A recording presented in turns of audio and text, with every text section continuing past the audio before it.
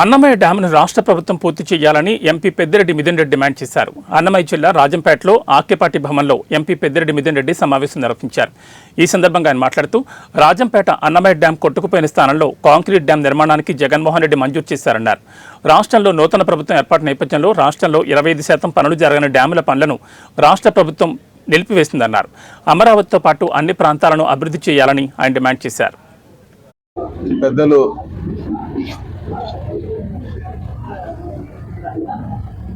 జిల్లా పార్టీ అధ్యక్షులు అదేవిధంగా రాజంపేట ఎమ్మెల్యే గౌరవనీయులు అమర్నాథ్ రెడ్డి గారు ఈరోజు రాజంపేట పట్టణంలో పలు కార్యక్రమాలు పెట్టడం జరిగింది. అందులో భాగంగా ఈరోజు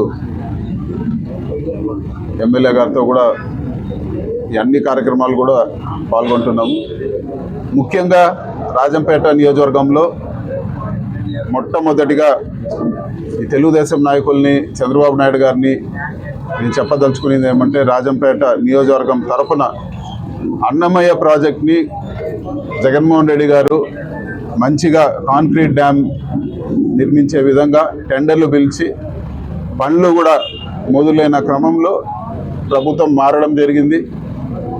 గత కొన్ని రోజుల ముందు వచ్చిన జీవో ప్రకారం ఏవైతే ప్రాజెక్ట్స్ 25% కంప్లీట్ కాలేదో, ఏవైతే ప్రాజెక్ట్స్ 25% కన్నా లోపల ప్రోగ్రెస్ ఉందో అవన్నీ కూడా